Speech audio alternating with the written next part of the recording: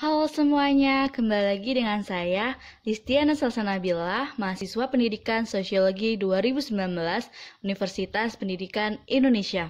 Di sini saya akan membahas mengenai problem pendidikan multikultural di Indonesia.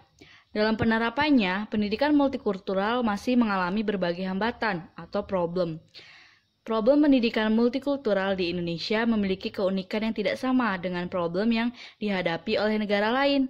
Keunikannya ini berdasarkan faktor-faktor geografis, demografi, sejarah, dan kemajuan sosial ekonomi. Dari keempat inilah yang dapat memicu munculnya problem dalam perkembangan pendidikan multikultural di Indonesia. Problem pendidikan multikultural di Indonesia secara garis besar terdapat dua hal, yaitu yang pertama, problem kemasyarakatan pendidikan multikultural, dan yang kedua, problem pembelajaran pendidikan multikultural. Yang pertama, problem kemasyarakatan pendidikan multikultural. Indonesia yang kaya akan keberagaman banyak memunculkan problema kehidupan dalam masyarakatnya. Ajakan agar selalu hidup berdampingan secara damai merupakan bentuk sosialisasi nilai yang terkandung dalam multikulturalisme. Semakin majunya perkembangan zaman, kini semakin diperlukannya kebijakan multikultural yang memihak keberagaman. Tetapi dalam implementasinya, pendidikan multikultural berhadapan dengan problem di masyarakat yang menghambat penerapan pendidikan multikultural di ranah pendidikan. Problem-problem tersebut antara lain, yang pertama ada keragaman identitas budaya daerah. Keragaman ini menjadi modal sekaligus potensi timbulnya konflik. Keragaman budaya daerah memang memperkaya khasanah budaya dan menjadi modal yang berharga untuk membangun Indonesia yang multikultural. Namun, kondisi ragam budaya itu sangat berpotensi memecah belah dan menjadi lahan subur bagi konflik dan kecemburuan sosial. Masalah ini muncul jika tidak ada komunikasi antar budaya daerah. Karena tidak adanya komunikasi ini, pasti tidak ada juga pemahaman pada berbagai kelompok dan menghambat proses pendidikan multikultural.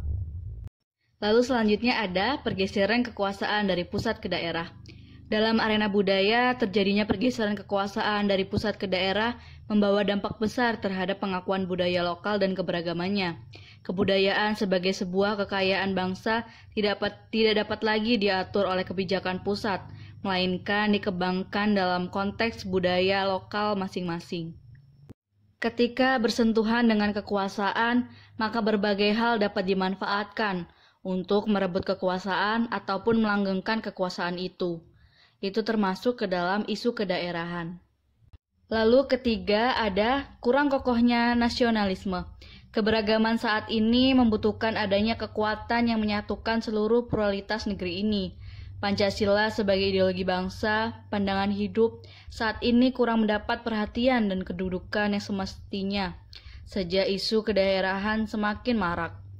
Nasionalisme perlu ditegakkan, namun dengan cara-cara yang edukatif, persuasif, dan manusiawi, bukan dengan pengerahan kekuatan.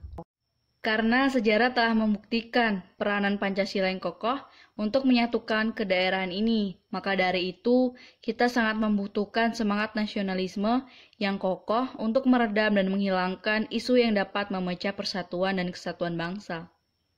Selanjutnya keempat ada fanatisme sempit. Menganggap bahwa kelompoknya yang paling benar, paling baik, dan kelompok lain harus dimusuhi. Gejala fanatisme sempit yang banyak menimbulkan korban ini banyak terjadi di masyarakat.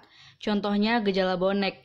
Di kalangan supporter sepak bola ini nampak bahwa kecintaan klub sepak bola daerah memang boleh, namun tidak dengan berlebihan, yang menganggap bahwa klubnya paling baik. Pendidikan multikultural ini memiliki peran yang penting sebagai wahana peredam fanatisme sempit. Karena di dalam pendidikan multikultural terkandung ajaran untuk menghargai seseorang atau kelompok walaupun berbeda suku, agama, ras, atau golongan. Selanjutnya, kelima ada konflik kesatuan nasional dan multikultural. Adanya tarik-menarik antara kepentingan kesatuan nasional dengan gerakan multikultural. Di satu sisi ingin mempertahankan kesatuan bangsa dengan berorientasi pada stabilitas nasional. Namun dalam penerapannya, bangsa Indonesia pernah mengalami konsep stabilitas nasional ini dimanipulasi untuk mencapai kepentingan-kepentingan politik tertentu.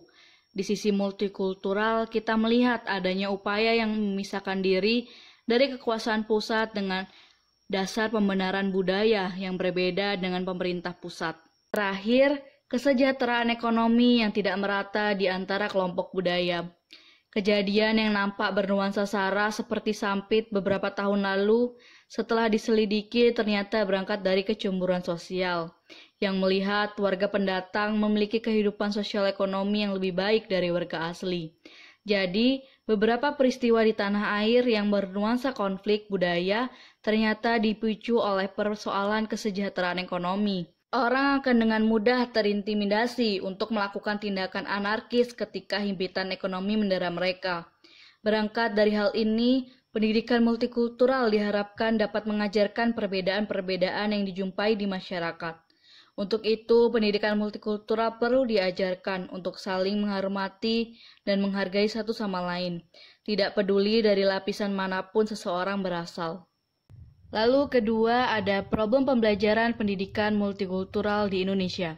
Pada kenyataannya, berbagai dimensi dari keberagaman budaya di Indonesia dapat menimbulkan masalah dalam proses pembelajaran, terutama dalam kelas yang budaya etnis peserta didiknya sangat beragam.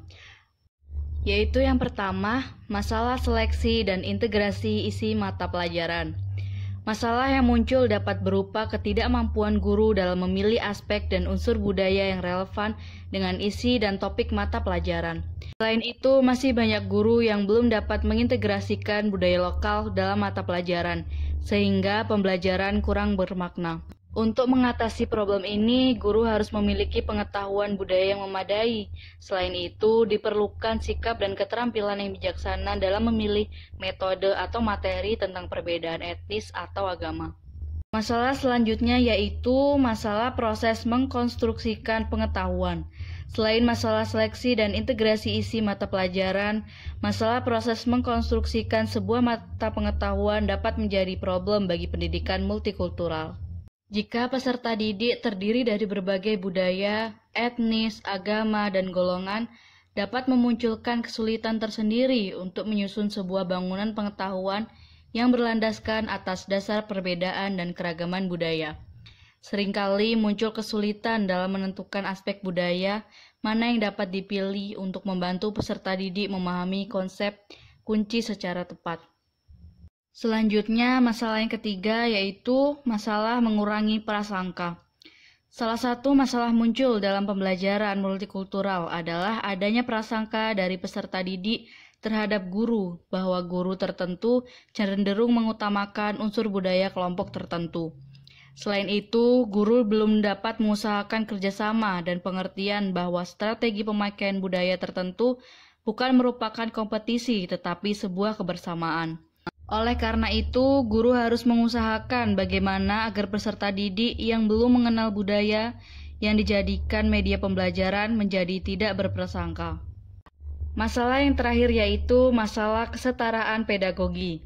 Masalah ini muncul apabila guru terlalu banyak memakai budaya etnis atau kelompok tertentu dan secara tidak sadar mematikan budaya kelompok lain.